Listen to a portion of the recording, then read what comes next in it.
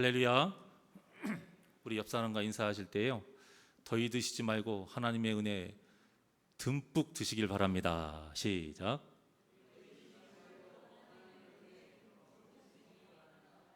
네.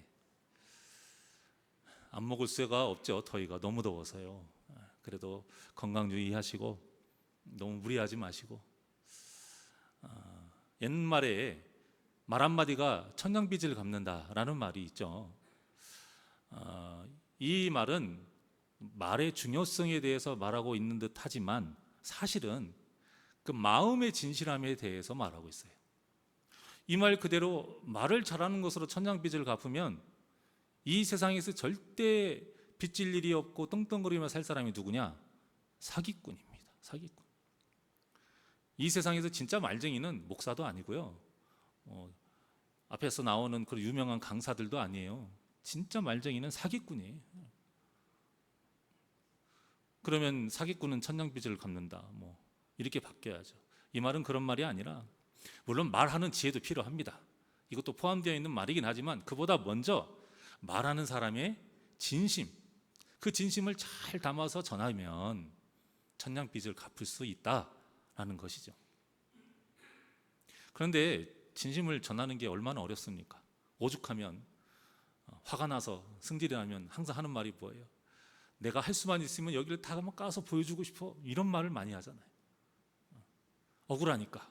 이 도저히 이렇게도 해보고 저렇게도 해봐도 내 진심이 전달이 안 되니까 이렇게라도 까보고 싶은 거죠. 그런데 하나님 앞에는 그럴 필요 없어요. 왜요? 하나님은 우리의 중심을 보시기 때문이죠.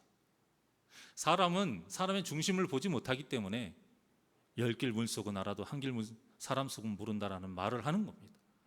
그런데 하나님은 우리의 마음을 아세요.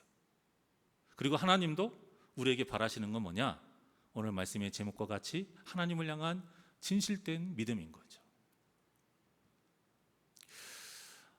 그 증거가 아까 말씀드린 것처럼 하나님은 우리의 중심을 보신다, 이 말씀 때문인 거예요.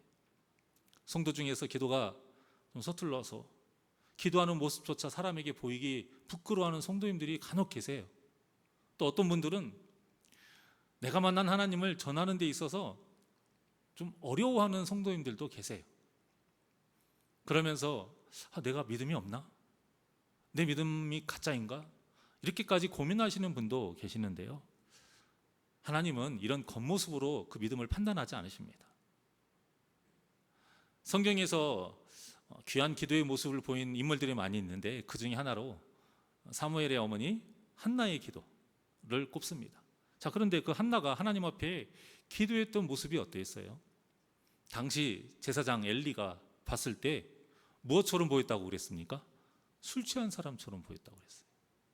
그렇게 오해가 살 정도로 우리가 생각하는 그런 고상하고 아름다운 기도의 모습이 아니었어요, 이 한나의 기도는. 그럼에도 하나님은 한나의 그 중심을 보시고 그 기도가 참된 기도로서 하나님께서 사무엘을 잉태하게 하는 응답을 해주신 거예요. 이처럼 하나님은 우리가 마음에 품은 진실된 그 믿음을 보시는 겁니다. 그리고 이 진심은 아까 그 전한 것처럼 말 한마디가 천냥빚을 갚듯이 사람의 마음도 움직이는 아주 큰 힘이 있어요. 본문에서 다윗이 보인 이 모습이 정말 이 진심 어린 모습이었고요, 이 다윗의 진심이 나중에서야 이스라엘 백성들에게 전해지는 이야기가 오늘 본문의 내용입니다. 오늘 본문에서는 이 다윗과 요압을 대조하면서 하나님의 마음을 나타내고 있어요. 다윗은 어떻게든 그 하나님의 뜻대로 살아가려고 하는 사람, 하지만 요압은 자신의 뜻대로, 고집대로, 자신의 유익대로 살아가는 사람. 그래서 이 다윗이 행한 모습은 사람에게만 행하는 모습이 아니라 먼저는 하나님께 행해야 되는 모습인 거예요. 우리는 성경을 교훈이 분명히 있지만 어떤 사람 사는 관계에서 그 교훈만 얻어서는 안 돼요. 무엇이든지 첫째는 누구를 향한 말씀이라고요? 하나님을 향한, 하나님과 우리와의 관계를 향한 말씀인 거예요. 그래서 우리가 본받아야 할 모습이기도 한데요, 우리가 다윗을 통해 본받아야 할 첫 번째 모습, 오늘 두 가지만 볼 건데요, 첫 번째는 하나님의 뜻을 품고 사람을 대해야 한다라는 거예요. 세상의 기준으로 보면 요압이 잘못된 부분도 있지만 세상의 기준으로는 잘한 부분도 있어요. 잘못한 부분은 이미 왕이 허락을 했고 왕의 사람으로 아브넬을 받아들였는데 요압이 자기 마음대로 왕에게 아무 말도 않고 그 아브넬을 죽인 거, 이건 잘못된 거죠. 근데 반대로 또 잘한 부분은 어찌됐든 아브넬은 다윗의 입장에서는 반역자예요. 그리고 또 엄청난 실세, 그 실세를 가진 세력이었기 때문에 다윗에게 어떤 위협 요소가 될 만한 그런 가능성이 굉장히 많아요. 이미 요압조차도 다윗에게 나름 위협적인 지금 세력이거든요. 그러니까 요압이 다윗에게 위협 요소가 될 만한 싹을 잘랐다라고 보면 잘한 부분일 수도 있지만 이 또한도 세상의 기준일 뿐이에요. 하나님의 기준으로는 요압은 분명한 죄인입니다. 제가 저번 주 수요 예배 때 전한 것처럼 이 요압이 죽은 곳이 어디예요? 헤브론이에요. 헤브론이 어떤 역할을 한다고 말씀을 드렸습니까? 도피성의 역할을 한다고 말씀을 드렸어요. 억울한 죽음을 당하지 않도록 보호해야 될 곳이 도피성인데 그곳에서 요압이 억울한 죽음을 만든 거예요. 그 요압의 가장 큰 잘못은 살인 그 자체가 아니라 진짜 큰 잘못은 사람의 생명을 보호하려고 하나님께서 만들어 놓은 그 도피성을 살인으로 더럽힌 불순종의 죄, 이것인 겁니다. 이것을 다윗이 가장 중요하게 여겼기 때문에 그래서 요압에게 죄가 있다라고 말한 거예요. 하나님의 관점에서 죄가 있다라고 말한 거예요. 보호받아야 할 귀한 생명이 억울하게 죽은 일을 다윗이 진정으로 그래서 슬퍼한 것입니다. 자, 31절과 32절입니다. 시작. 다윗이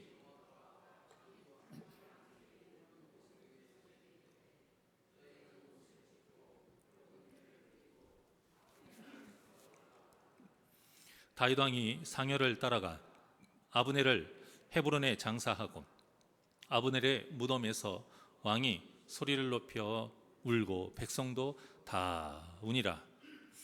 자, 이처럼 다윗은 아브넬의 죽음을 진정으로 애도를 했어요. 아브넬을 장사 지내는 처음부터 그 과정 끝까지 함께 했고요. 진심으로 그 아브넬의 죽음을 울면서 슬퍼했습니다. 그리고 이 모습을 본 백성들도 같이 울었어요.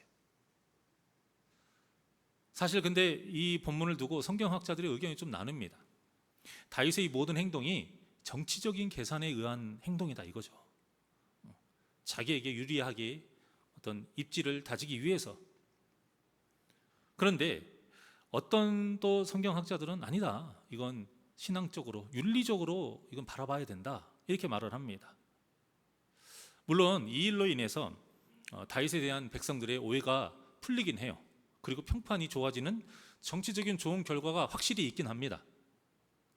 하지만 이 본문의 정황과 또 다윗이 지금까지 보여준 그 믿음을 바탕으로 보면 신앙적으로 해석하는 것이, 또 그렇게 바라보는 것이 더 타당하다고 저는 생각해요. 자, 왜냐하면 아브넬의 죽음과 그 다음에 관련된 그 장소, 그리고 장사한 곳까지 한 곳에서 이루어졌는데 거기가 어디예요? 헤브론이에요. 헤브론. 장사하려고 하려면 그 외에 다른 곳도 많이 있어요. 좋은 곳도 많이 있고. 근데 왜 하필 헤브론일까? 여러 가지 이유가 있겠지만 가장 큰 이유는 도피성이어야 될 헤브론이 도피성의 역할을 하지 못했어요. 그래서 그 역할을 하기 위해서 하라, 이런 기념비적으로 아브넬을, 억울하게 죽은 그 아브넬을 헤브론에 묻은 겁니다. 백성들에게 너희들은 이 도피성으로 헤브론을 만들어야 할 그 책임과 의무를 이 아브넬의 무덤을 보고 그 마음에 새기면서 살아라, 이겁니다. 우리가 이렇게 신앙적으로 해석을 해야 본문을 통해서 우리가 그저 사람한테 진심으로 대해야죠, 이렇게 끝나버리는 말씀이 안 되는 겁니다. 먼저는 하나님을 향한 진실된 믿음이 중요하게 우리가 이렇게 신앙적으로 바라봐야 하는데, 또한 이렇게 바라보면서 또 이 마음으로 또 사람을 또 대해야 되는 것이죠. 어떤 마음이냐? 하나님의 마음. 하나님은 한 영혼을 천하보다 귀하게 여기시는 분이에요. 그 증거가 무엇이에요? 이 하나님의 말씀이고요. 또 그보다 더 큰 증거는 이 땅에 사람의 몸으로 보내신 예수 그리스도이신 거예요.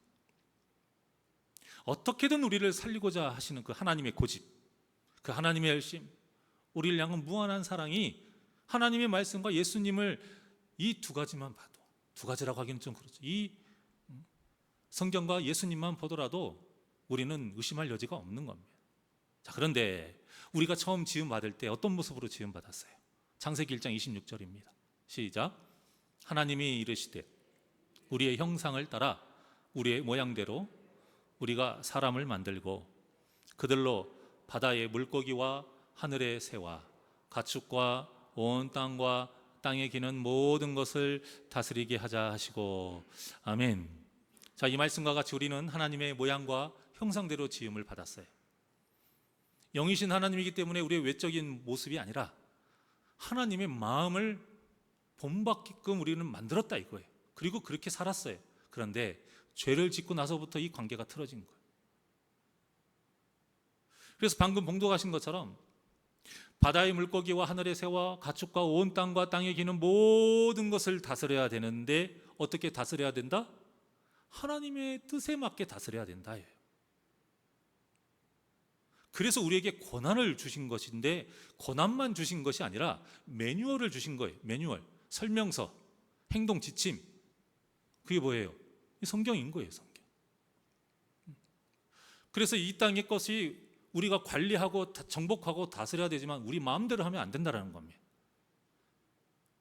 그런 의미로 우리가 환경을 보존하고 자연을 사랑하자 이렇게 이야기를 하는 것이지 우리가 환경운동가가 되고 동물 보호가가 되자 이런 뜻이 아닙니다. 하나님의 마음으로 세상을 지었고 우리에게 다스리라고 했을 때 그 마음이 그 마음으로 다스리려면 보호를 해야 되고요. 깨끗하게 해야 되거든요. 내 마음대로 막 개간하고 한쪽은 한쪽 땅을 완전 버려버린 땅, 내가 사는 땅만 좋으면 좋고 이렇게 살면 안 된다는 것이죠. 마찬가지로 이 그리스도인이 사람을 대할 때에 세상 사람과 똑같이 대하면 안 된다는 거예요. 하나님이 우리에게 주신 매뉴얼대로 그 지침서대로 우리가 그렇게 살아야 하고 대해야 된다는 거예요. 그런데도 어떤 이해관계가 얽혀서 유익이 되는 사람, 도움을 줄 수 있는 사람, 힘과 능력이 있는 사람과는 막 잘 지내기 위해서 세상 좋은 모습으로 다가갑니다. 그런데 그렇지 않은 사람에게는 관심도 주지 않고 함부로 대한다? 이것은 하나님이 원하시는 뜻이 아니라는 것이죠. 예수님이 찾아오실 때에 그 바리새인들과 또 사두개인들, 일단 바리새인들은 제쳐두고 종교 지도자들과 사두개인들에게 그렇게 핍박을 받고 탄압을 받고 나중에 또 바리새인들까지 다 합쳐서 서기관들까지 그렇게 예수님이 밉고 싫었던 이유가 뭐냐면 왜 자기들을 안 찾아오냐 이거예요. 여러 가지 이유가 있는데 그 중에 하나가 그거예요. 아니 어디 가서 절대 같이 하지도 않고 겸상하지 않는 저런 창기와 죄인들을 어떻게 그들을 찾아갈 수 있고 나하고는 밥 한 끼도 안 먹고 내가 밥 사준다는데 더 좋은 거 사준다는데 오지도 않고 그런데 절대 함부로 함께하면 안 되는 율법적으로도 함께하면 안 되는 그런 문둥병자들과도 함께하시지 타락한 사람들과도 함께하시니 얼마나 그들 입장에서 괘씸해 보였겠어요. 하나님의 마음을 모르니까 그런 거예요. 그런데 예수님은 하나님의 마음을 알기 때문에 내가 의인을 부르러 온 것이 아니요 그 병자들, 그 불쌍한 사람들을 위해서 왔노라. 왜? 하나님의 마음, 그것이 하나님의 마음이니까 천하보다 귀하게 여기는 그 마음. 그래서 우리 성도들도 자신의 어떤 성격과 관계없이 사람을 대할 때는 하나님을 대하듯이 그렇게 존중하면서 대해야 하는 것입니다. 하나님의 뜻이니까요. 그 모습이, 그 상대방의 모습이 고급스러운 모습이든 남루한 모습이든 그들이 다 모두 나를 찾아오신 하나님 이렇게 생각을 하고 대한다라면 우리 새날교회에 정말 사랑이 넘쳐나는 그런 복된 교회가 될 줄 믿습니다. 사실 조금만 생각해 보면 이 다윗의 행동은 정치적으로 보일 수밖에 없긴 해요. 누가 봐도. 그러니까 오늘 본문에서도 보면 같이 온 이스라엘 백성들이 장사도 지냈고요. 다윗이 울 때 같이 울기도 했지만 다윗의 진심을 언제 알았어요? 나중에서야 알았잖아요. 그러니까 마음속에는 같이 하고 울어도 뭐가 있냐면 다윗이 죽였잖아. 그러면 그 우는 모습이 진짜로 보이겠어요? 아, 가식더네. 이런 생각을 할 수밖에 없는 겁니다. 그러니 다윗이 진심으로 애곡을 한다 한들 그것을 온 백성이 보이는 그대로 받아들일 수 있겠느냐 이거죠. 본문 37절에 보면 이 날에야 나옵니다.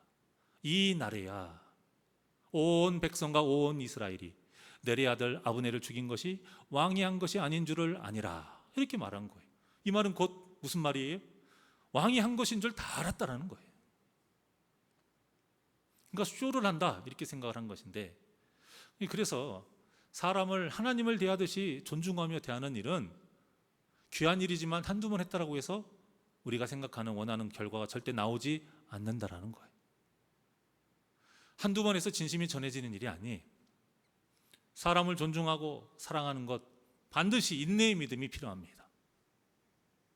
마찬가지로 하나님을 향한 순종과 진실된 믿음도 반드시 인내의 믿음이 필요해요. 우리의 하나의 어떤 큰 헌신, 그것으로 하나님이 우리에게 인정해 주는 게 아니에요. 교회를 짓고 어디 해외 선교를 하고 귀한 일입니다. 당연히 해야 돼요. 근데 그것만으로 하나님이 우리의 믿음을 인정해 주시는 것이 아니라는 거죠. 하나님께서 우리의 마음을 몰라서가 아니라 우리의 마음이 한순간만 반짝하고 사라지는 신기루가 되지 않도록 진짜가 되도록 하나님께서 기다리고 계시는 거예요. 원하시는 거예요. 자, 아브라함을 보십시오. 믿음의 조상이에요. 세상에 어느 누가 아브라함만큼의 믿음 가진 사람 몇 명이나 있을지 모르겠습니다. 하나님이 판단하실 문제지만 저는 아니에요. 아브라함에 비하면 너무 연약합니다. 근데 이런 아브라함조차도 이미 그 전에 많은 믿음의 모습을 보였지만 하나님이 언제서야 그 믿음을 인정해 주셨어요? 이삭을 진짜 죽이려 할 때. 얼마나 오랜 시간 지났습니까? 자, 창세기 22장 12절의 말씀입니다. 시작. 사자가 이르시되 그 아이에게 내 손을 대지 말라. 그에게 아무 일도 하지 말라. 내가 내 아들 내 독자까지도 내게 아끼지 아니하였으니 내가 이제야 네가 하나님을 경외하는 줄을 아노라. 아멘. 이처럼 이제야 한참 시간이 많이 지난 후에야, 그것도 엄청나게 큰 지금 시련, 그 시험을 통과하고 난 후에야 하나님을 경외하는 아브라함의 믿음이 진짜인 것을 알았다라고 말씀하고 있는 것. 이 말씀은 지금까지 보이는 아브라함의 믿음이 가짜다 이런 뜻이 아니에요. 하나님께서 원하시는 그 진짜 백이 믿음이 이제서야 갖춰졌다라는 뜻이에요. 이처럼 우리의 믿음은 성장해야 합니다.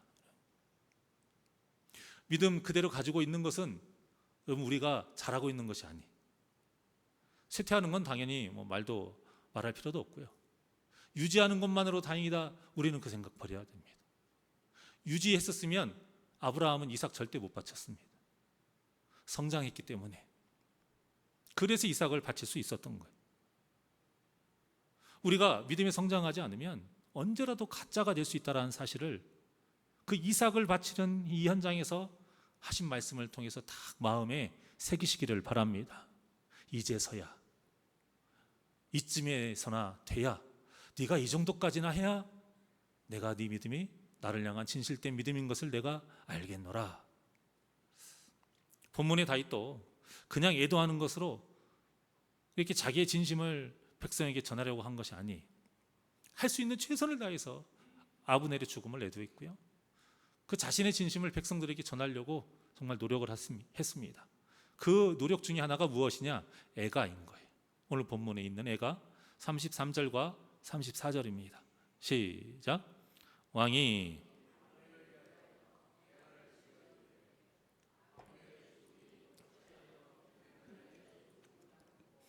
내 손이 결박되지 아니하였고 내 발이 착고에 채이지 아니하였거늘 불의한 자식의 앞에 엎드러짐 같이 내가 엎드러졌도다 하매 온 백성이 다시 그를 위하여 슬퍼하여 우니라.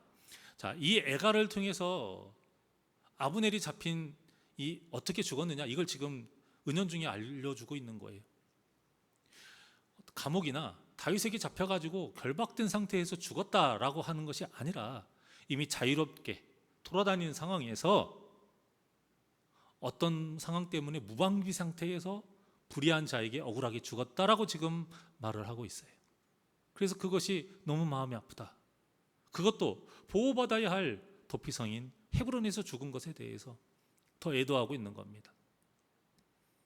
그리고는 석양에 뭇 백성이 다윗에게 음식을 권합니다. 우리가 뭐 장례를 치르고 나면 음식을 먹잖아요. 와서 애썼다고 같이. 그런 것처럼 여기도 이제 음식을 먹는데 다윗이 해가 지기 전까지 그 어떤 것도 먹지 않겠노라. 하나님의 이름으로 맹세를 합니다.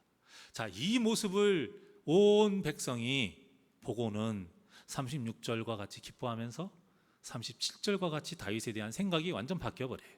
36절과 37절입니다. 시작. 온 백성이 보고 기뻐하며 왕이 무슨 일을 하든지 무리가 다 기뻐하므로 이날에야 온 백성과 온 이스라엘이 네리의 아들 아브넬을 죽인 것이 왕이 한 것이 아닌 줄을 아니라. 아멘. 자, 이처럼 사람의 마음을 얻는다라는 것이요, 정말 쉬운 일이 아니에요. 여러분, 제 진심 아십니까? 여러분을 향한 제 진심 모르실 거라고 생각합니다. 또 아시는 분도 있을 거고, 또 어떤 분은 제 진심보다 더 크게 아시는 분도 계실 거예요. 그런데 정말 사람이 어떤 진심을 알려면 뭐 100%는 아니겠지만 많은 시간이 필요해요. 그리고 많은 노력도 필요합니다. 그리고 무엇보다 하나님께 기도하면서 하나님의 마음으로 대해야 됩니다. 그래서 그걸 위해서 항상 조심하고 저도 기도해요.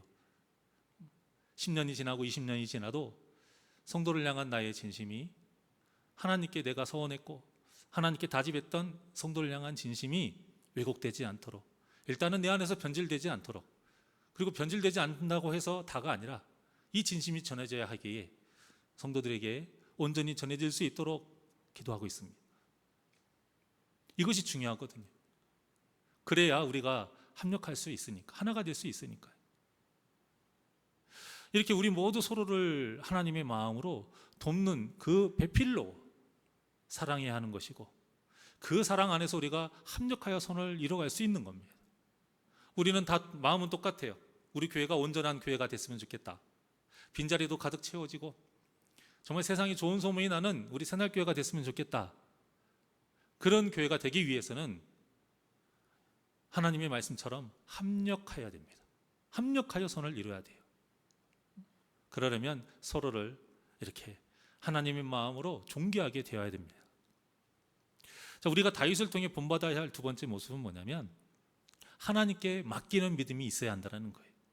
38절과 39절입니다. 시작.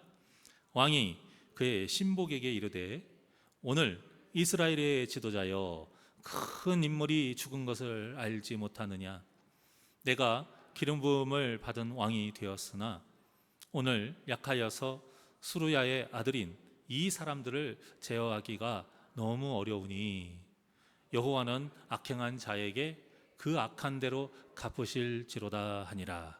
자, 다윗의 이 말을 통해서 요압이 다윗이 요압의 죄를 책망하지 못할 정도로 다윗이 정말 할 수 있는 일이 없구나, 힘이 없구나, 이렇게 오해를 하는 경우가 있는데요. 그렇지 않아요.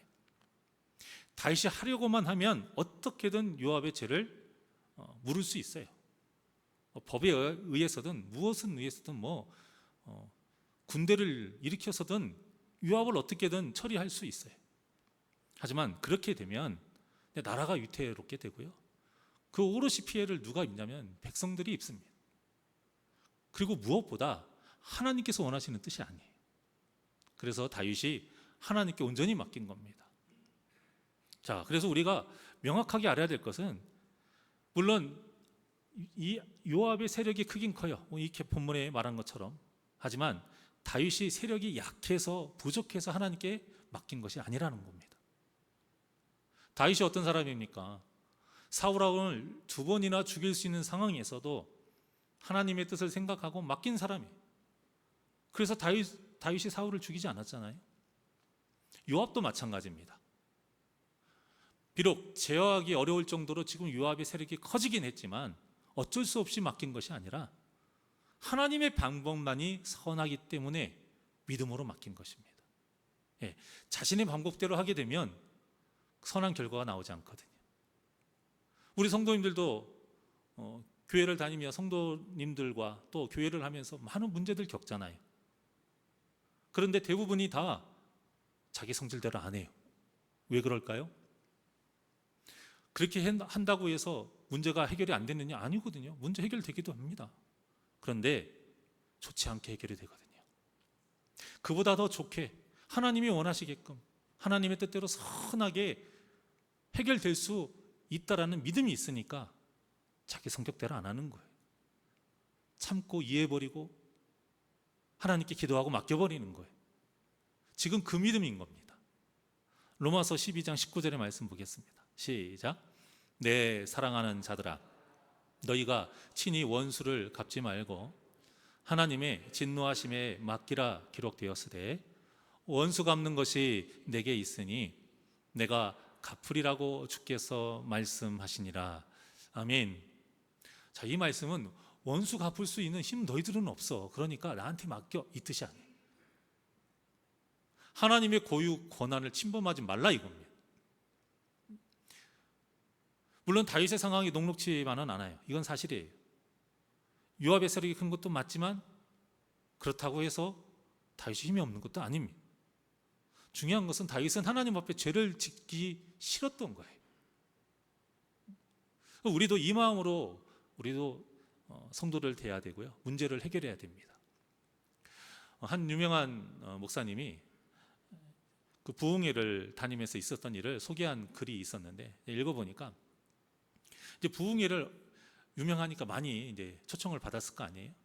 근데 많은 목사님들이 상담을 할 때에 이런 이야기를 하더라 이거예요. 성도 중에서 교회를 위해서, 자신을 위해서가 아니라 교회를 위해서, 또 성도를 위해서, 또 목회를 위해서 정말 징계하고 싶은 성도가 있다라는 거죠. 근데 대부분이 어떤 분들이겠어요? 중직일 경우가 많죠. 정말 어떻게든 징계를 해야 될 것 같은데, 그래야 교회와 성도에게 좋을 것 같은데 어떻게 했으면 좋겠냐라고 의외로 상담을 많이 하더라 이겁니다. 그래서 어떤 목사님은 내가 그분만큼은 어떻게든 치리하고 깨닫게 해서 제가 교회를 떠나고 싶다. 그저 그렇게까지 말을 하시는 분도 있었더라 이거예요. 그때마다 그 목사님이 그 상담을 할 때 항상 이렇게 말씀을 하신다고 해요. 저도 지금까지 치료하고 싶은 마음이 없었겠습니까? 여러 번 있었습니다. 힘이 없는 것도 아니에요. 제가 개척했고 그리고 그렇게 지금 한국 교계에서 인정할 만큼 물론 하나님의 은혜지만 성장을 했습니다. 힘이 있지만 그럼에도 그 모든 일을 저는 하나님께 맡겼습니다. 목사님, 하나님이 하실 일을 목사님이 하려고 하지 마세요. 기도하고 그 문제에서 자유하시길 바랍니다. 그러니까 그 목사님이 그 부흥회를 간 그 교회에 심호하시는 목사님이 이 문제로 인해서 자유함을 누리지 못하고 괴로워하는 것이 결국에는 성도에게도 문제가 되고 또 교회에게도 문제가 된다 이거예요. 악영향을 끼치니까 자유하라 이거죠. 그러면서 이제 덧붙이면서 하시는 말씀이 이렇게 말해요. 제가 지금까지 목회했던 시간을 돌아보니까요, 그때 제 생각대로 하고 싶었던 그 많은 위험 속에서 제 생각대로 제 방법대로 했으면 그 문제가 이렇게 오늘날까지 선하게 해결되지 않았다는 것을 제가 깊이 깨닫게 됩니다. 그렇게 말씀을 하시더라 이거예요. 아무리 생각해도 제 방법대로 했으면 오늘날의 우리 교회처럼 성도님들이 변화가 되고 교회가 절대 성장할 수 없겠구나. 제가 이거를 확신했어요. 그러니 선배의 입장으로 제가 권면하니까 믿고 하나님께 맡기고 기도하십시오. 항상 이렇게 말씀을 하신대요. 오죽했으면 그렇게 상담을 했겠느냐 이거죠. 맞는 말입니다. 할 수 없어서가 아니라 하나님의 영역이기 때문에 안 하는 것이에요. 이것이 바로 믿음입니다. 그래서 교회에서 어떤 성도보다도 정말 귀한 성도님들 많지만 그 중에서도 가장 귀한 성도를 뽑으라고 한다면 참는 성도, 이해하는 성도, 사랑하는 성도. 우리가 성도를 사랑합니다. 사랑하는 성도님들을 보면은 그냥 막 마음이 좋고 착해가지고 사랑하는 게 아니에요. 썩을 거 다 감수하고 나서 하는 사랑이 진짜 사랑인 거죠. 억울한 거 다 이해하고 참고 그럼에도 하는 사랑이 진짜 사랑인 거죠. 충분히 혈기를 부릴 수 있고요. 맞받아서 싸울 수도 있지만 그러지 않고 하나님께 다 맡기고는 기도하면서 그 참고 인내하는 모습이 얼마나 귀한지 모릅니다. 그래서 교회에 더 큰 문제가 안 생기는 거예요. 그런 분들 때문에. 큰 문제가 없어서 교회가 시끄럽지 않은 게 아니라 큰 문제가 있어도 그런 분들 때문에 그 문제가 그렇게 크게 문제가 되지 않고 별탈 없이 세워져 가는 겁니다. 온전히 하나님께 맡기는 이 질신된 믿음, 이 믿음의 기도 덕분에 교회가 세워져 가고 하나님의 은혜 가운데 이루어져 감을 믿으시기를 바랍니다. 자, 잠언서 16장 9절의 말씀 시작. 사람이 마음으로 자기의 길을 계획할지라도 그의 걸음을 인도하시는 이는 여호와시니라. 아멘. 이 말씀 우리 너무 잘 알죠. 근데 이 말씀이 아무 계획도 세우지 말아라 이 뜻은 아니에요. 하나님께서 막 어떤 기적과 환상과 같은 신비한 역사로 우리의 걸음을 인도하실 거니까 아무것도 하지 말아라 그 뜻이 아니에요. 먼저는 하나님의 주권을 인정하라 이거예요. 내 걸음을 인도하시는 분은 여호와시니까 그 주권을 인정을 하고 계획을 세우되 누구의 뜻에 합당하게? 하나님의 뜻에 합당하게 세우는 그 믿음으로 살아라 이거예요. 꼭 이 말씀이 잘못되게 되면 그 지금 신비주의자 같이 꼭 직통 계시를 받아야 되고 계속 하나님의 어떤 음성이나 소리가 들을 때까지 기도를 해야 되고 그런 것이 아닙니다. 하나님은 이미 우리에게 설명서 주셨어요. 이렇게 살면 돼 라고 주셨는데 이거를 무시하고 계속 어쨌든 간에 기도하면서 환상이라든 무엇이든 하나님의 사인이 있어야 움직인다. 그건 아닌 것입니다.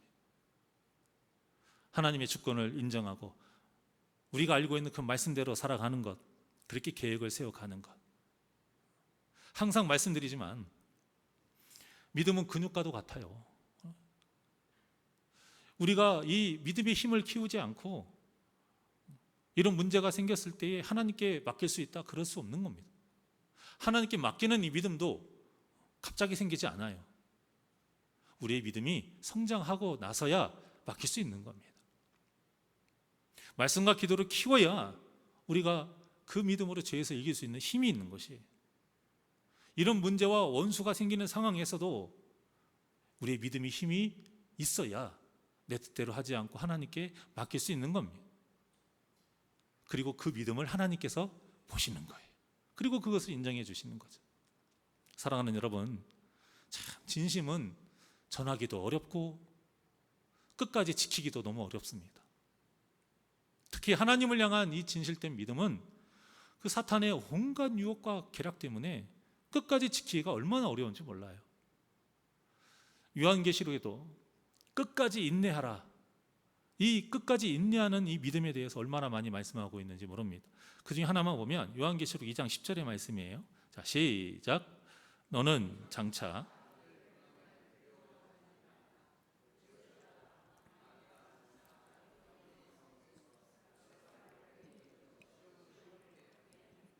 너희가 10일 동안 환난을 받으리라. 내가 죽도록 충성하라. 그리하면 내가 생명의 관을 내게 주리라. 아멘. 여기 죽도록 충성하라가 헌신 예배 때 많이 사용되는 성경 구절이긴 한데요. 사실은 이게 헌신 예배하고는 그렇게 맞는 성경 구절은 아닙니다. 죽기까지 충성하라예요. 어떤 상황에서요? 고난과 시련이 있는 상황에서도 구원을 받기 위해서 죽기까지 충성하라. 근데 이 충성하라는 무슨 뜻이냐면 신실하라. 정확하게 원어적으로 뜻을 한다면 죽기까지 신실하라. 이게 맞는 말입니다. 죽도록 계속 일해라 이런 뜻이 아니고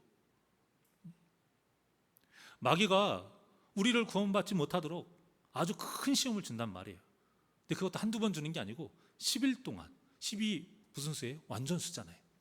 우리가 우리 힘으로는 도저히 감당할 수 없을 만큼의 그런 유혹과 큰 시험을 준다는 거예요. 구원받지 못하도록. 그 오랜 시간 동안 그 사탄의 고난과 환난 속에서 그때에도 우리가 해야 될 것은 무엇이다 라고 말하고 하냐면 죽도록 충성하는 것. 이게 무슨 뜻이라고요? 죽기까지 신실한 것. 죽는 순간까지 하나님을 향한 진실된 그 믿음을 지키는 것. 이렇게 우리가 살아야 하나님께서 우리를 인정해 주시고 예수님께서 이 땅에 오실 때에 우리를 신부로서 인정해 주신다는 겁니다. 그러니까 이 말씀처럼 믿음을 끝까지 신실하게 지켜야 생명의 관을 쓸 수 있다는 것이죠. 그러니 우리 모두 어떤 고난과 시련에서도 끝까지 충성하셔서 진실된 믿음으로 구원의 여정을 완주하시기를 주님의 이름으로 축원합니다. 또한 그 하나님을 향한 진실된 믿음으로 또 한 몸 이룬 우리 성도에게도 진심을 전하시고 좀 억울하고 화가 나는 상황이 있다 할지라도 내 뜻을 죽이고 하나님께 맡기는 이 다윗의 믿음으로 여러분 우리가 한 몸처럼 합력하여 선을 이뤄 사랑이 넘치는 새날교회를 이뤄가시기를 주님의 이름으로 간절히 축원합니다. 괴로울 때 주님의 얼굴 보라 하나님께 찬양드리겠습니다.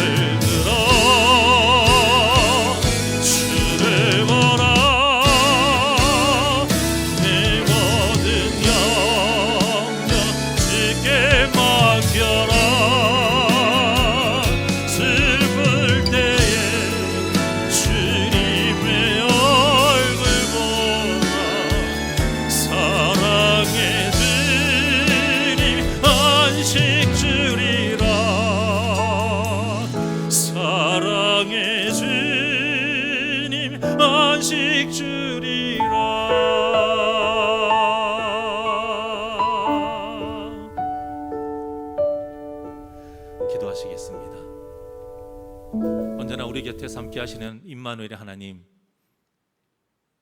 그 고난과 풍파와 환란 속에서 세상 어느 누가 우리에게 참 안식을 주겠습니까?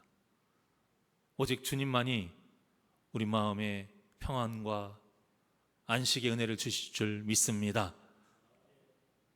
우리가 이 믿음으로 어떤 상황에서도 주님만을 바라볼 수 있는 믿음을 주시옵소서.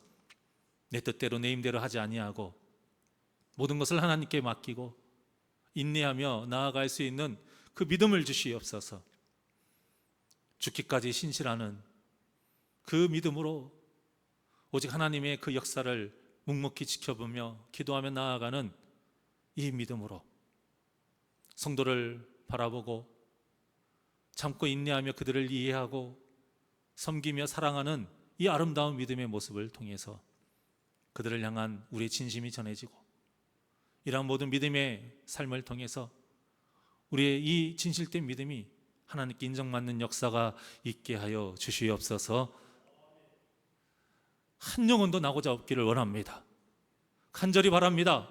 우리 새날교회에 오는 모든 신령들 단 한 명도 빠짐없이 주님의 나라에 가는 우리 복된 삶을 사는 구원의 역사가 있게 하여 주시옵소서. 감사하며 예수님의 이름으로 기도하옵나이다.